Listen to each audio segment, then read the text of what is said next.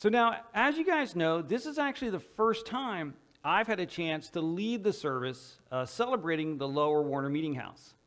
And I'm actually looking forward to saying that phrase multiple times today, so that should be exciting for everybody, I think.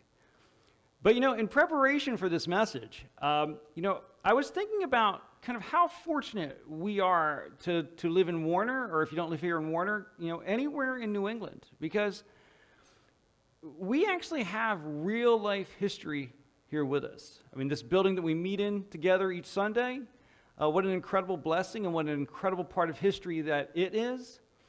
And then the Lower Warner, I knew it would happen.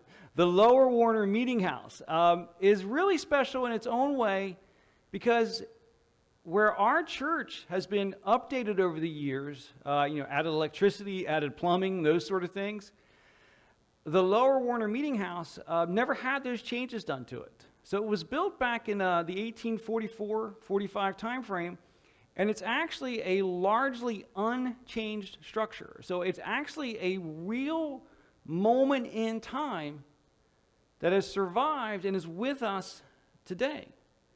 And what we have in that building is, again, a real piece of history that we can look at, we can touch, we can see.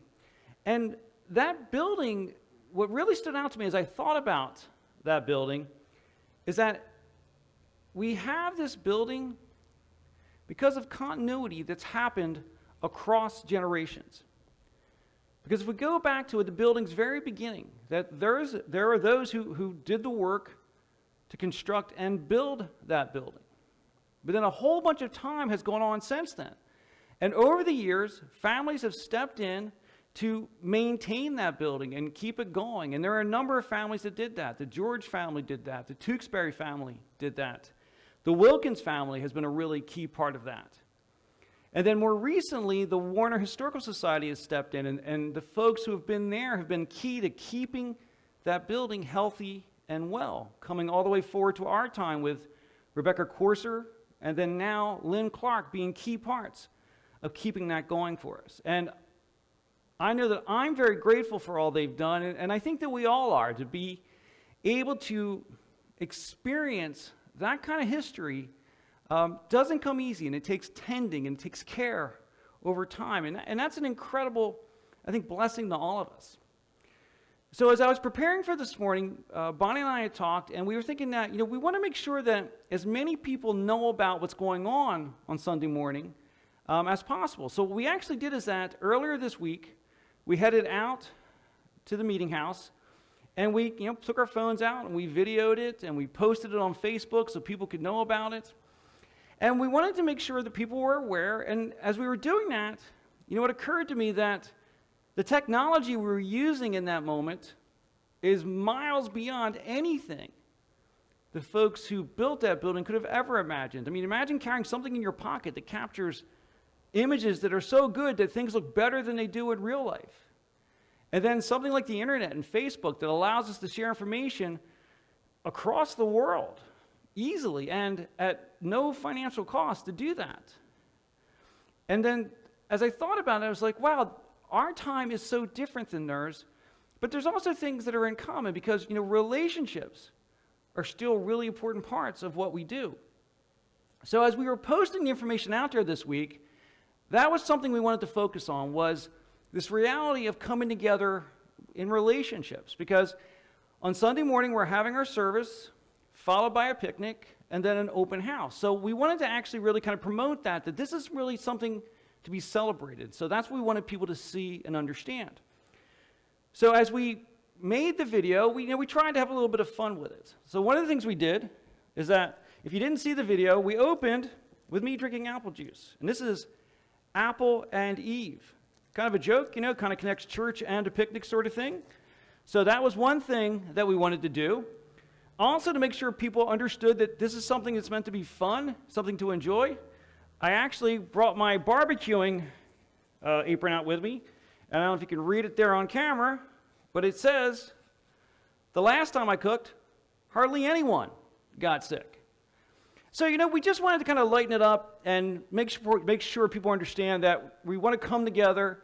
Yes, we want to worship God while we're together, but we also want to enjoy ourselves, because I think something that gets lost in our modern society sometimes is the importance of relationships, the importance of being connected with one another, and the importance of actually spending time together, in person when we can, online when we don't have the option of being together in person. And I was thinking about that how much their lives, when this building was first built, how much their lives would have been anchored in meeting in person. I mean, that was a huge part of the church experience back then. And as I thought about that, what things were like then versus what they're like now, it made me think about, how much has gone on over the years in our church, in the buildings related to our church. So I started looking in more deeply into the history of all this. I started looking into the history of our regular church building, started looking into the history of the Lower Warner Meeting House, and the history of our church as a whole. And before I get into all that, I want to thank all the people who helped me do that. I mean, Lynn Clark gave me a ton of help with getting that done. Roxanne and Dean Smith were a huge help in me finding information. And so many folks in this church, especially our worship design team, Carol, Nancy, Joyce, over the time I've been here, folks have just filled me on different things that have happened over the history of the church. And that information caused me to want to really dig in more and understand more. And as most of you know, our church actually comes from multiple churches. That over the years, churches have come together. And there are two churches in particular that are really kind of foundational parts of where our church comes from. There was the original Congregational Church that was officially settled back in 1772. And then there's also the Baptist Church that was created in 1833. And as I looked into their histories, something really kind of neat jumped out to me. Now, we know that the original Congregational Church, first settled pastor was William Kelly, and the first structure of that church was actually a log building on Parade Ground Cemetery Road. Well, that caught my attention because I live in a log building on Parade Ground Cemetery Road. And then as I read on, another thing stood out. Well, our house was sold to us by Dick Cutting. Well, as I looked at the history of the Baptist Church, the first settled pastor was Reverend George Cutting. And I just couldn't help but notice that incredible continuity between the history of those churches leading up to our church and the roots of the home that Bonnie and I now live in. The roots of our church and the roots of our home, particularly because the only reason that Bonnie and I have even ended up having the opportunity to be part of this church is because we bought that home. And that's what created the connection to our church. And, I'm not saying there's any kind of magical meaning or anything to that, but I do believe that sometimes God brings things together so that there's information there that stands out to us, that causes us to take notice. And I see this, and it makes me take notice that, the roots of our church have grown, and our church is now to the point it is now. And as we look ahead to the future of our church, it just makes me take notice that just like that was a beginning that launched lots of growth, I believe that we're in another beginning that will lead to lots of growth in the future. And as I thought about all the things that had happened in our church and all the continuity and all the care that went into our church reaching this point, it made me think about the global church and the continuity we have as part of the global church, the church around the world. Because we are part of a continuous family of believers. We're part of a continuous family of disciples, dating all the way back to the time of Jesus, across all the centuries to today. And that brought to mind a prayer we have of Jesus. Jesus actually has a prayer that's recorded by the gospel writer John. And in John 17, we actually have the words of Jesus' prayer. And in this prayer, he's praying for his disciples, because Jesus knows that he will soon begin his journey to the cross. And all the work that he's been doing in the recent years has been preparing his disciples for the work that they will now have to do as he begins to move on, and they will not have him physically with them anymore. And so in this prayer, Jesus is speaking to God about his disciples. And I want to just read a short part of that. So this comes from John 17, verses 18 through 20. As Jesus prays, he's like, God, just as you sent me into the world, I am sending these disciples into the world. And I give myself as a holy sacrifice for them so they can be made holy by your truth. I'm praying not only for these disciples, but also for all who will ever believe in me through their message. And that last part, that just blows my mind, that Jesus, as he's praying, of course, he's praying for those disciples that are there with him at that time. But he is actually praying across time. He's praying for all believers who will ever follow. Because what Jesus is actually doing in that prayer is he's praying for the church that he has built. And the church that he has built exists across time. And in that moment in time, he was entrusting that church to those disciples who had actually been walking with him. And he was trusting them to maintain that church and care for that church and build that church. But then he was trusting that as they did their work would lead to more disciples and more disciples. And so he prayed for all those disciples across generations. And he prayed for all those disciples. And he prayed for them to care for his church, to grow his church, and to actually manage and grow that church across all of time. And the thing that really points out to me is that each of us are part of that continuous chain of disciples across all of time. And so as Jesus was praying for all those generations, he was also praying for our generations, and he knew the things that we would face, and he knew the challenges we would have today, and he was praying for us in those challenges. Now we know that those first disciples faced an incredibly challenging landscape, tons of uncertainty. They never really expected to not have Jesus right there with them, even though he'd been telling them that eventually they would have to stand on their own. But they were empowered. They were empowered by their faith in God. They were empowered by their faith in Jesus, and they shared that faith. And by sharing that faith, they built the church.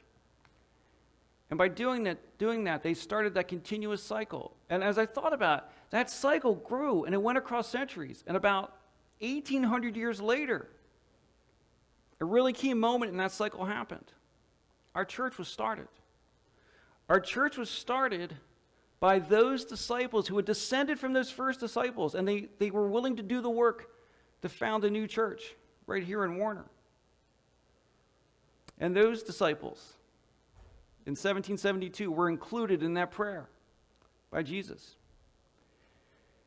And if we look at the churches at the root of our church and how they were started, those pastors and all those congregations, as they came together to do the work of launching their new church, they basically faced a challenging landscape. They were filled with uncertainty, tons of uncertainty. I mean, for that first congregational church, the uncertainty of launching a new church in a new town.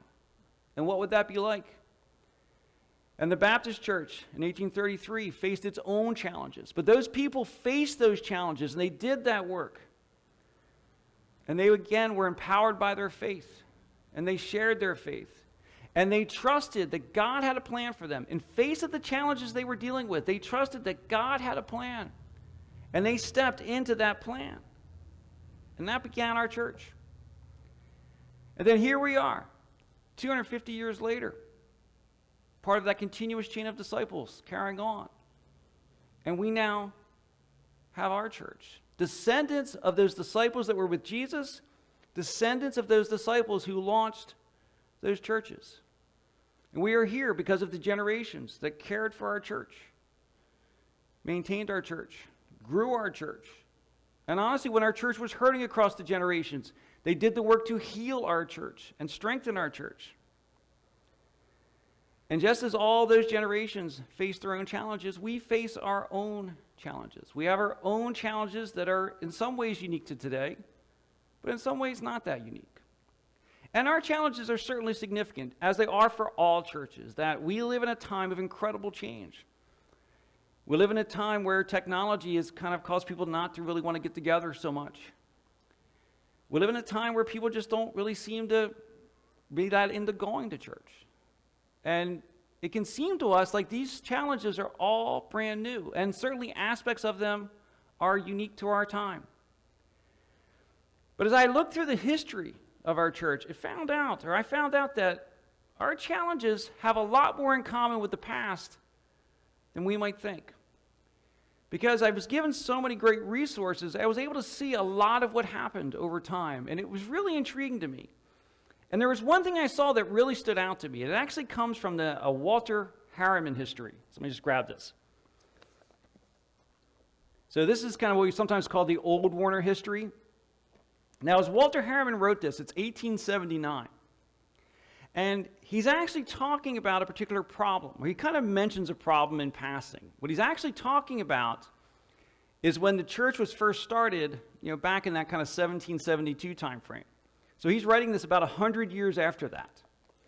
And what he's describing is the process of the pews being auctioned off, which was a common practice at that time. But then he goes on to talk about how the church wanted to include people who couldn't afford a pew. And these are his words. A part of the house was provided with benches for those who did not feel able to own pews. It was felt that provision must be made for all, as the people of that day did not forsake the assembling of themselves together on the Sabbath, as the manner of so many now is. Now that sounds kind of odd because it's a little bit Old English, but what he's doing there, where he talks about people forsaking the Sabbath, he's complaining about people not wanting to come to church. And we have this kind of idea that the idea that people don't just kind of automatically come to church, we have this idea that this is sort of a new challenge. It's not a new challenge. It has existed for a long time. We have written down for us that almost, 140 years ago, they had the same challenge. He was complaining about it in 1879. But here's the thing. If we look at the history of our church, for years following that, the church thrived. So it just shows us that there are ups and downs sometimes, that there are challenges, and we can overcome those challenges. And the thing that I'd like us to see is that the church, the local church that we're in now, and the global church has always had challenges.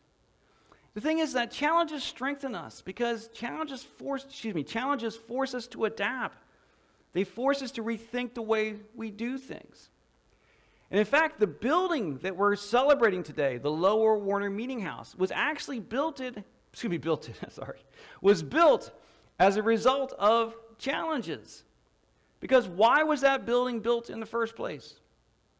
Because our church, the building we meet in normally on Sundays, used to be located down that way. The population of the town was moving, and the business center was kind of further away, so our church was being physically moved. Well, there were 28 families that didn't want to move. So they decided to build a separate church. Basically, go ahead and move your church, we're staying here. What was happening? Well, change was happening. And change is uncomfortable. Just like change is uncomfortable for us now, change was uncomfortable for them then. And the thing that I find interesting is that I am certain that was an incredibly painful time for this church.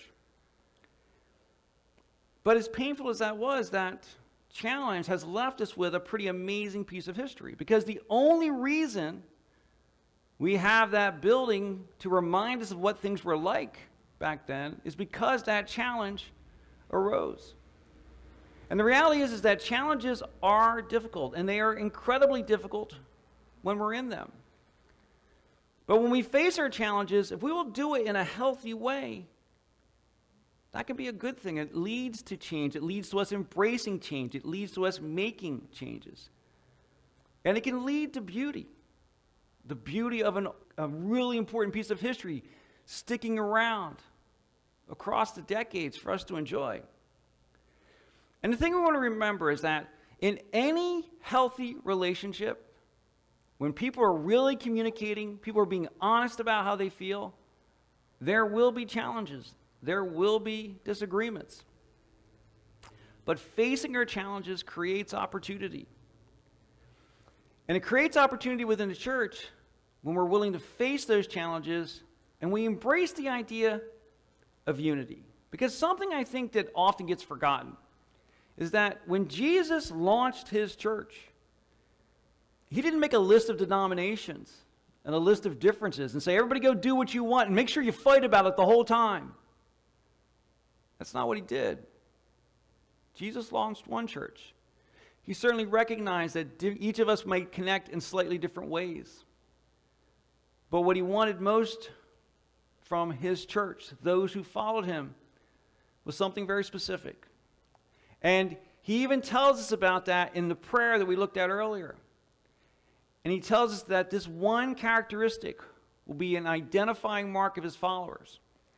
So if we look a little further in the prayer, so again, this is still John 17, but verses 22 and 23. As Jesus continues praying, he says, I have given them the glory you gave me, so they may be one as we are one. In other words, as he's saying, as Jesus and God are one, we are all meant to be one. And he continues, I am in them and you are in me.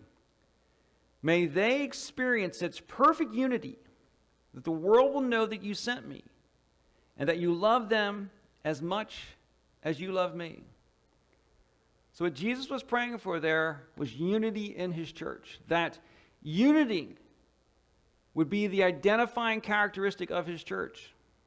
And it's interesting is that if we look at the history of the Lower Warner Meeting House, although it was started and constructed based on a challenge, based on division, as far as we can tell, the folks who actually started building that rejoined the church.